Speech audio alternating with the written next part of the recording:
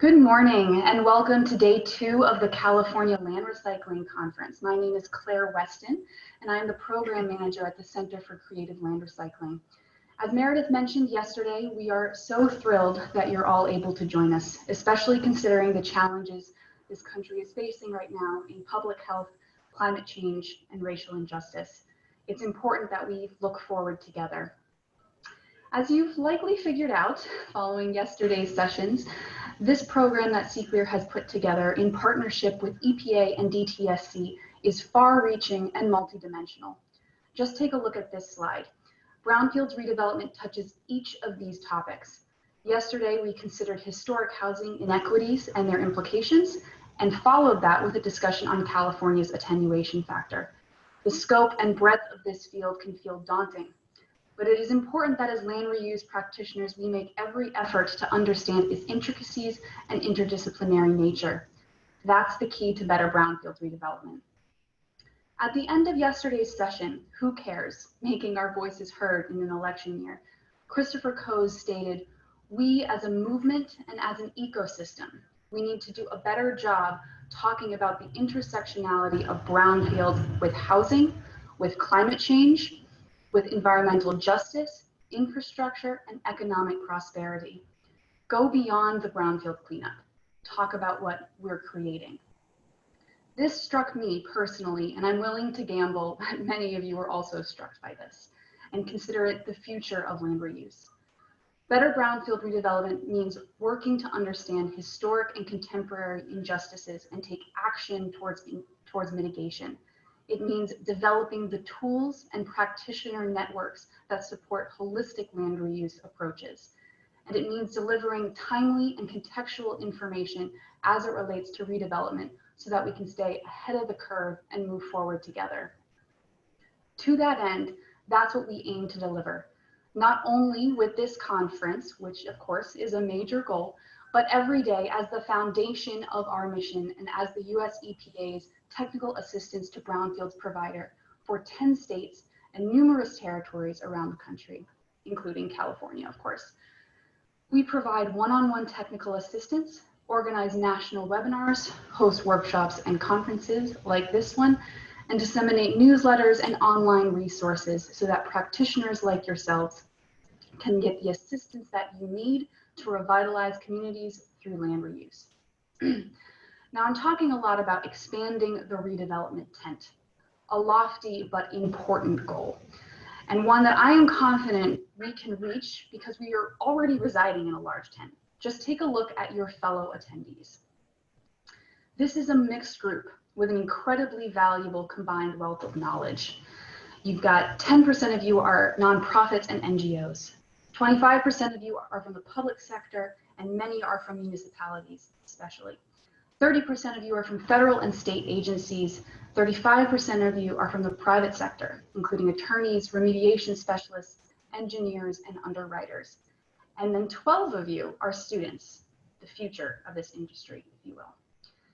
I encourage you to take advantage of your peers' experience.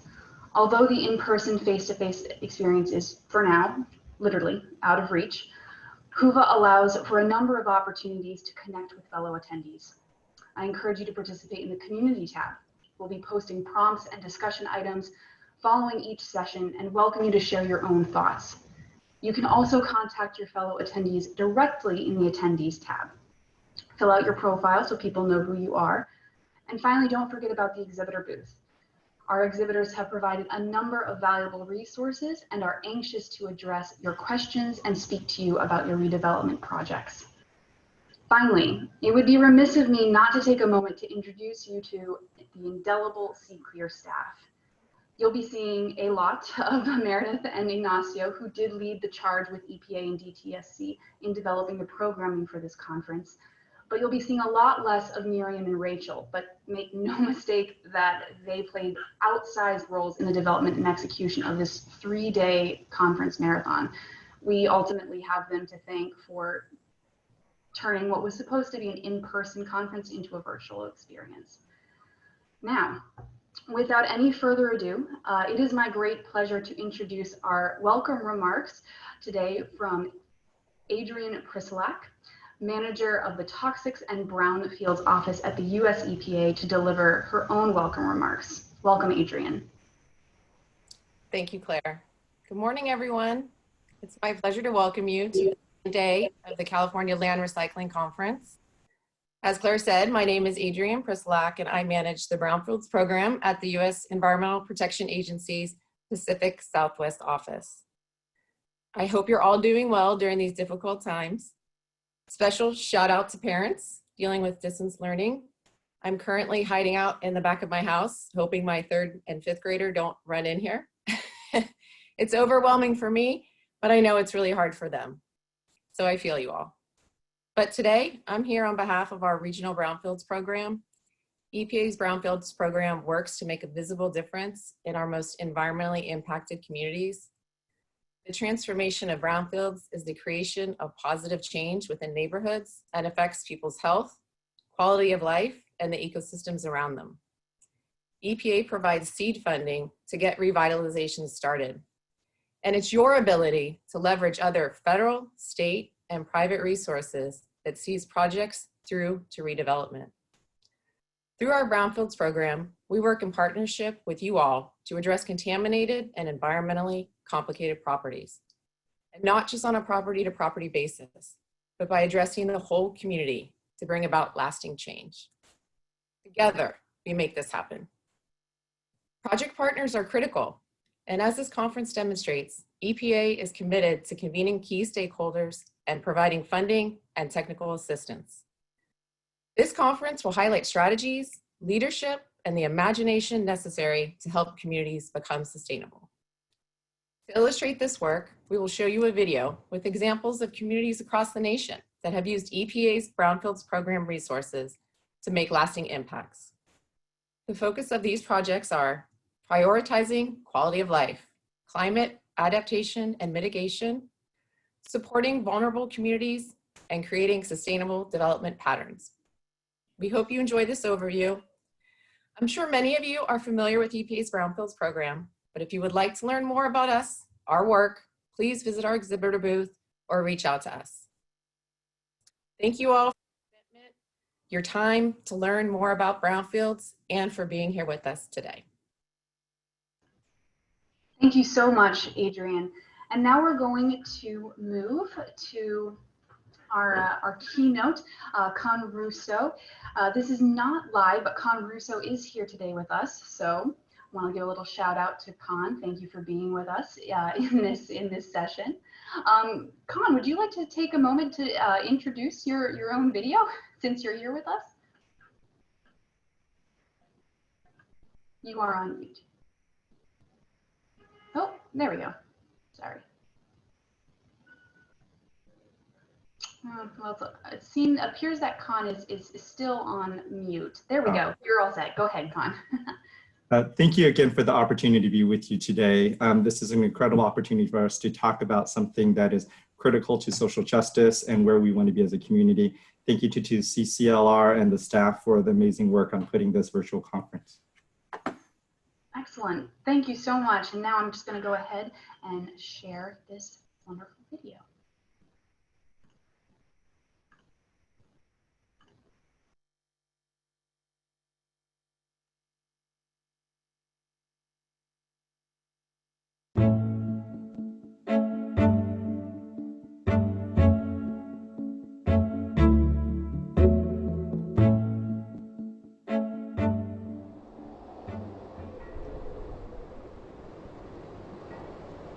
The truth of the matter is that we are courageous. If we weren't, we wouldn't be here.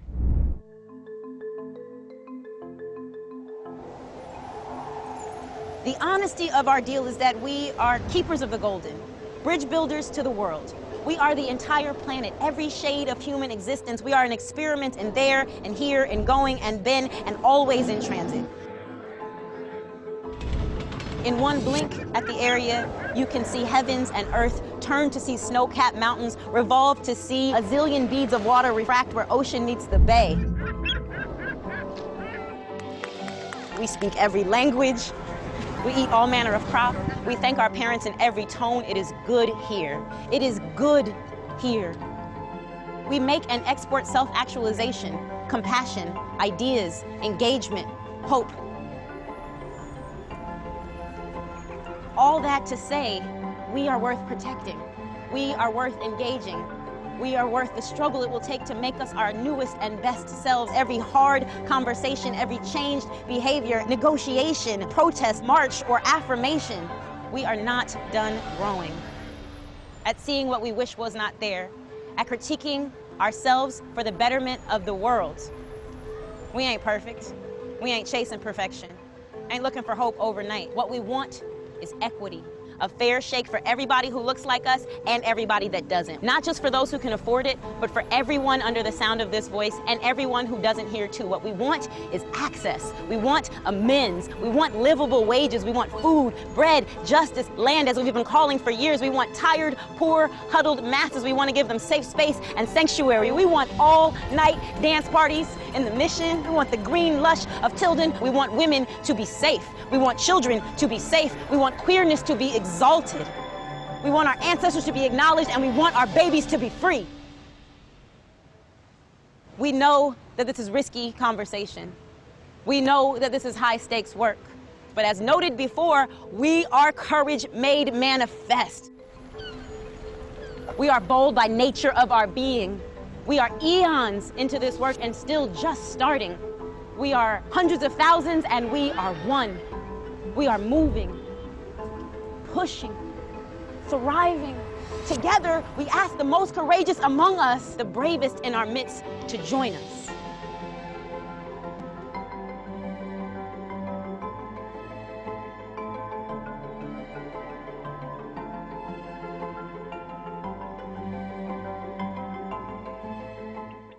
Good morning. I hope the poet Shanaka Hodge inspired you as she inspires me.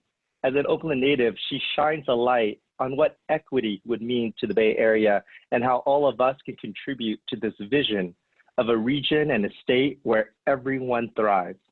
I'm honored to be joining you at the 2020 California Land Recycling Conference. I'd like to thank the Center for Creative Land Recycling for inviting me.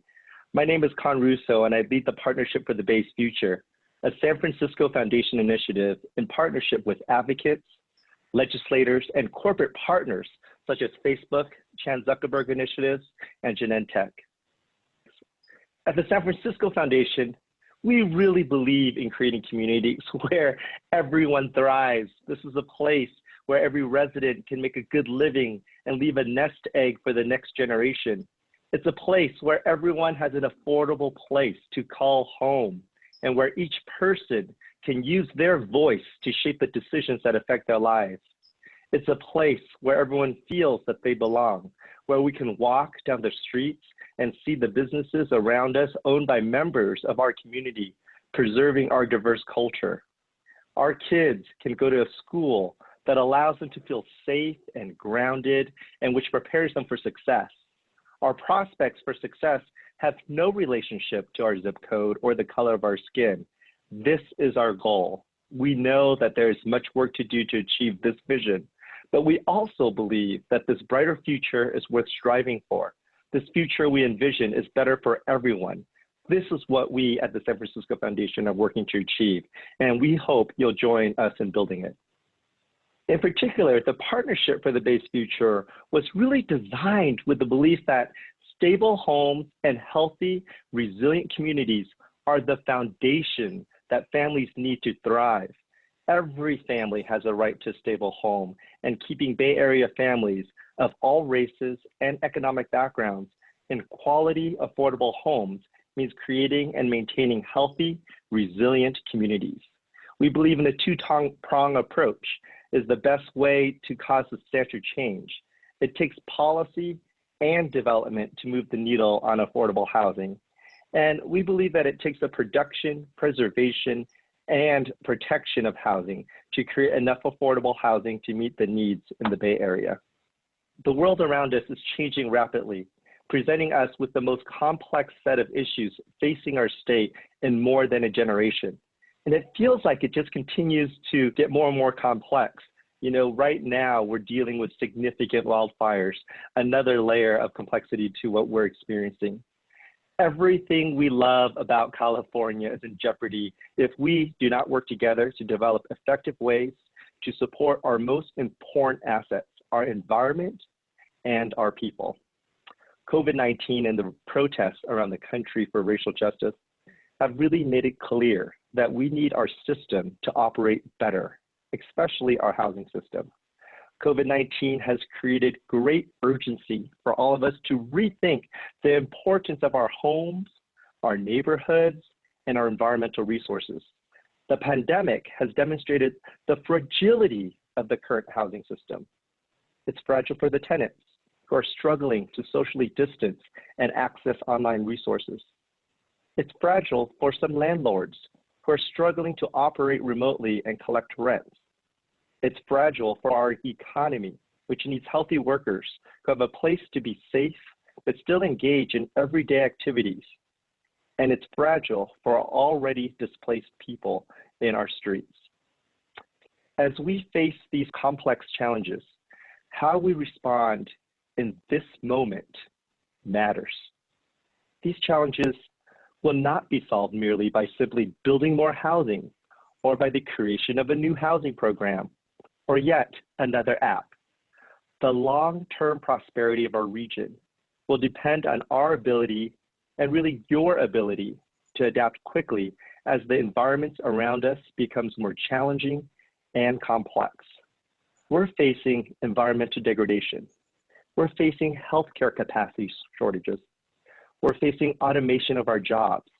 If we fail to act swiftly to prioritize the climate, sustainability, and housing for people most in need, we will lose our ability to protect the legacy of this state for our children. California is at its best when we work as a strong collaborative and have adaptive leaders. Today, we need leaders like you to show up powerfully to help solve the state's toughest challenges. Housing, climate, and sustainability is at the top of that list. It is urgent and it is a priority. Every survey of Bay Area residents consistently shows how critical solving these challenges are. If we want to have a diverse community where people from all walks of life, backgrounds, cultures, expertise, and careers are welcomed, we have to work to ensure that there is a place for them. As I mentioned, one of the key issues that the Partnership for the Bay is focusing on is housing. But housing is not just about a home. Housing is about our children, our future, and our freedom. With a stable, safe place to call home, our children have a better chance of succeeding in school, getting a job, and building their own strong families here in California. We owe it to our children and the next generation to make sure that we're caring for the environment and that there's enough housing for them to stay if they choose to. No matter where you start, success in life starts at home for all ages and all people. When we have sustainable, safe, and secure places to live, parents earn more, kids learn better, health and well-being improve, and our communities are strengthened, and our state has the building blocks for a thriving community.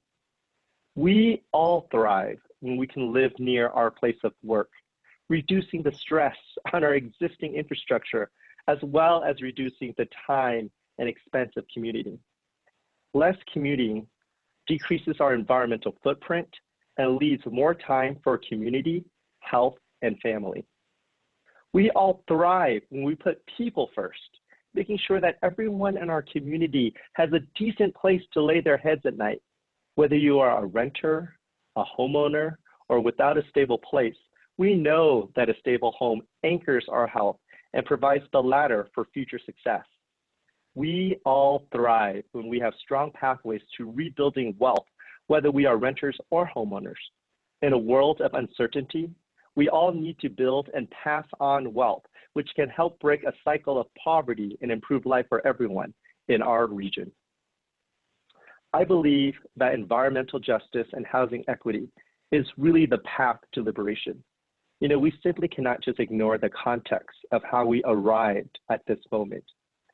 Our work to expand, improve, and diversify the mix of homes across our state is really a critical part of an intentional effort to advance equity and inclusion. We have to acknowledge the harm and mistrust that past housing policies created, racially and economically segregating many parts of our community, denying home ownership opportunities to people who work for and deserve those opportunities, displacing people from neighborhoods that they have culturally cultivated, reinforcing economic inequalities through wholesale disinvestment in neighborhoods that desperately needed critical resources for wellness. The result is that people of color are overrepresented among the homeless. They're overrepresented among those most impacted by the lack of affordable housing, jobs, and health inequalities. We cannot undo the past, but we can redesign the policies of the past. We can make investments in housing and the environment so that people from all walks of life have affordable and healthy places to live and are able to enjoy the benefits of our growing, prosperous state. We refuse to leave behind entire neighborhoods, communities, and groups of people as our state thrives. The investment in sustainability and housing is a way to create thriving, diverse, and inclusive communities across our state. Our success in this effort will be judged in part by our ability to foster greater social, racial, and economic inclusion. That's why we're making an intentional effort to measure, with data and metrics, our ability to heal the environment and expand housing opportunities to a wide range of people across our state. We want to measure equity concretely and to show a real commitment to addressing the inequities of the past. We do not plan to take old inequities into the future of the state. We see and envision a different, more equitable way forward, and we're working to dismantle the unjust systems that keep people in a perpetual cycle of hardship. We are in this together, and everyone here at this conference has a critical role to play. As we look ahead to our future, one thing is certain. If we do not care for the environment and plan today for the housing needs of the people in our communities, we will lose what we value about living here. Times have changed. Technology is automating the jobs many of us depend on to pay rent or mortgages. The demographics of our state are changing rapidly, forcing us to rethink the types of housing we need versus what is being built today. Our environmental concerns are elevated, forcing us to rethink how we adaptively reuse materials and land to help sustain our planet and the beauty of the state. Our values around equity, inclusivity are stronger, meaning that we have no interest in policies that recreate racially and economically divided neighborhoods across our state. The simple truth is that we haven't built enough homes to keep up with the demand over the last decade. This means we now have more people trying to find homes they can afford near transit, their jobs, and good schools. The consequences of our inattention on this issue is that it is driving up costs for everybody, and we simply cannot afford to ignore this issue anymore. It's cost all of us too much to ignore the housing crisis. Every day that we don't all lean forward to solve this makes the situation even worse. Let's solve this already. You know, COVID-19 has really reminded us how reliant we are on each other for our survival. Whether it is the doctors and nurses at our hospitals, or the cooks and food delivery workers who enable our ability to shelter in place, we are all connected. Whether it's the home health aides who care for our aging parents, or our children's teachers who are soldiered on through distance learning, we are leaning hard on each other at this moment. Let's face it, our health depends on their health. Likewise, our housing stability often depends on the housing stability of a great many workers across our region. Let's not let them down.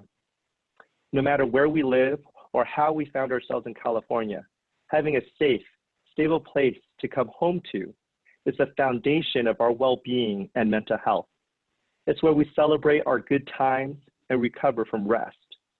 Today, however, because many of our systems have not been designed with an equity lens, Too many of us are left merely surviving in unhealthy environments or under the threat that one unforeseen problem will leave us out on the street. Far too many neighborhoods lack the pathways to opportunity to the critical resources that would allow them to build wealth, connect to resources for wellness, and pursue their aspirations. You shouldn't have to be lucky to find a clean, safe, and decent place to live in our region. Seniors shouldn't have to be lucky that they bought their homes early enough to benefit from their investments, nor should seniors who are renters have to move away simply because few options exist for them to stay in the state. Millennials who work in California shouldn't have to be lucky to find affordable rental or be forced to leave the state when they're ready to own a home simply because so few options exist for them here. Families shouldn't be crammed into studios made for students or single adults simply because they were not lucky enough to find rental homes that meet their needs. When we make better environmental and housing policies and our housing system operates better, we don't leave the survival of so many people to chance or luck. The system should help us plan for and provide the critical things that people actually need to live, work, and thrive here. Thank you again for the opportunity to be with you today and share a vision for a more sustainable and just society. With your leadership, we don't have to count on luck to make this vision a reality.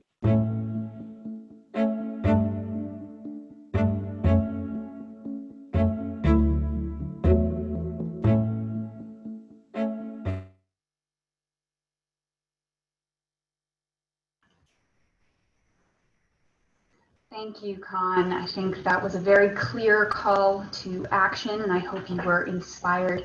We're going to move now to a different video, actually, that's going to show us some success stories. So a little bit of a transition in tone, an important one, but thank you, Khanh, for those really important words. All right, just give me a moment.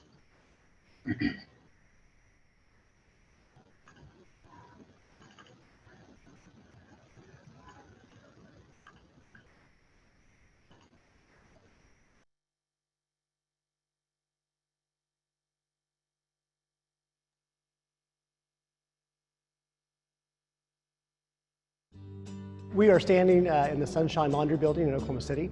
Our company purchased the building almost 3 years ago, and with the help of the EPA Brownfield funds, we completed a phase 1 and phase 2 on this building. We were expecting to find some deep environmental challenges with this building. Everyone always assumed that this was an old cleaners because it was a laundry and cleaners. So much to our surprise, when the phase 2 was completed and they drilled holes all throughout the building, we did not find any soil contaminants. So that was a great surprise to us. And through their research, they had determined that it was just a laundry facility and never a dry cleaners. So the building was built in the 1920s, and it has sat vacant without a roof on it for about 20 years when we purchased it.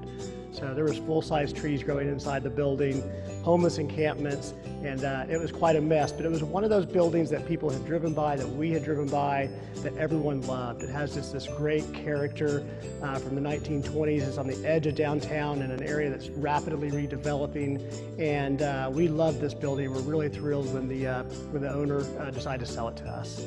We started an over $3 million renovation on the building. Again, the EPA Brownfield's money came in and helped us pay for the phase 1 and phase 2. We also used historic tax credits, both federal and state, on this building, so we did list the building on the National Register of Historic Places. And then we also used the City of Oklahoma City's tax increment financing funds, so there are TIF funds in this project as well. So it was quite a challenging capital stack for us to make this building pencil out and work financially, just because it needed so much love and renovation and money, quite frankly. So our anchor tenant is Stone Cloud Brewery. They are a new-to-market brewery, and they have about 12 to 15 employees, so that has brought new jobs to the area, which is great for the economy and great for this side of town. Today we're here at the Whitewater facility, which is now called Riversport Rapids. This is a project that was built under MAPS 3 and MAPS, is an acronym that stands for Metropolitan Area Projects here in Oklahoma City. It's a 1-cent sales tax that was approved for capital improvements, and this is specifically one of the projects that we built. This project is built in an area that is an older part of Oklahoma City. It was originally platted in about 1910, so it had been around for a long time. And the Brownfield grant that we received helped us do some investigations and determine that there were no recognizable environmental concerns. And we were able to proceed knowing that we wouldn't dig up any tanks or come across anything nasty. Some of the other things that they can do here at the Whitewater facility is there's a separate building that provides a restaurant. There's a pro shop, there's restrooms, there's offices in there. There's other activities that they can do whenever the water is turned off. It provides a really nice atmosphere to just walk around for concerts, for events. They've even had what they call urban camping, where the Cub Scouts come out here and camp on the banks here around the water. So it is definitely a multi-use venue here in Oklahoma City. This site, which was once an eyesore, a brownfield, now it shines as an example to the world of how community and government can work together and turn a wasteland into a recreational oasis. It's right here in the center. And I think it's going to bring people from across neighborhoods in Jersey City to this neighborhood to enjoy it together. And that's the wonderful thing about it. Because you have so many different people around the city, different cultural groups, and now they can come here and they can kind of be one.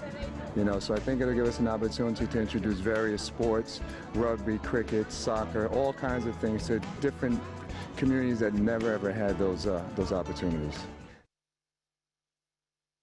ReJob is dedicated to helping individuals that are underemployed or have hard-to-serve barriers because they're dislocated workers get the licenses and the certifications that they need to successfully enter into the workforce.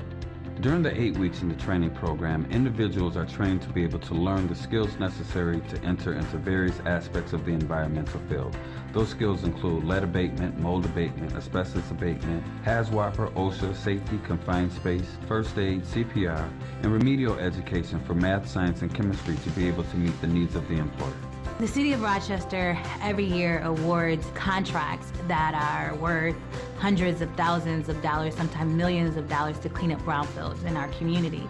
Many are located in socially and economically disadvantaged communities. What the ReJob program allows us to do is train people that live in those neighborhoods to work on cleaning up their neighborhood. And that is something that is invaluable. But ReJob is more than an employment skills training program. For our participants, it's also a gateway to a better life. I feel like ReJob has changed me as a person because I can actually provide for my family and make sure, that they're all right. Because I'm pretty sure that's what most men want to do. ReJob participants receive remedial education training as well as life skills training. So when they graduate, they're prepared to enter into the work world as well as be self-sufficient in their personal life. If I wasn't at ReJob, I don't know what I would be doing right now. ReJob has provided an opportunity for me to have something to do with myself. So I'm thankful to the EPA for the foresight and for actually giving us the dollars to do this particular program, because we have some dynamic people that have been able to be trained in this program and to be put to work. And now they have a sense of purpose when it comes down to the work that they do, but also that they are creating a greater Rochester, a greener Rochester for generations to come. This year, we're graduating 29 men and women who have dedicated the past 8 weeks of their life to the ReJob training program. We hope to continue making a real difference in our community by expanding upon the work that we have already done to allow more individuals in the future a chance to be able to transition out of poverty and into the environmental field.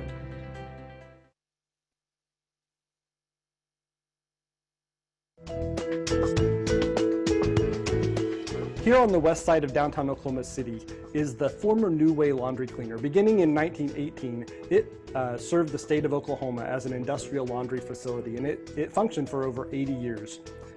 In 2005, LoveLink Ministries purchased this property. We had the idea that we wanted to serve the people of Oklahoma City, especially lower income populations, helping them with food and clothing and other necessities. When we purchased the property, we realized that there were several environmental concerns. Thanks to an EPA Brownfields grant, we were able to remove some asbestos and install a vapor mitigation system. And that has allowed us over the last few years to begin using this building in this part of Oklahoma City to serve people. In the Lovelink neighborhood here on the west side of downtown Oklahoma City, it's a food desert. There are no supermarkets. In fact, some residents live over 2 miles away from the closest supermarket. And for those with transportation challenges, that's a very long distance. It's very difficult to find fresh fruits and vegetables. It's very difficult sometimes to even find food that is healthy and affordable for your family. As we serve this neighborhood and the people of this neighborhood, we want to be sure that no one says, I can't find or I can't afford the food to feed my family.